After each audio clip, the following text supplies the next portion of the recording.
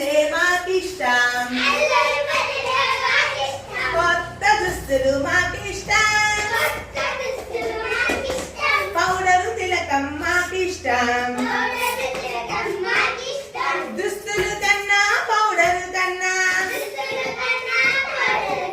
మట్టిలో ఆటలే మాకిష్టం, వెన్నెలంటే మాకిష్టం,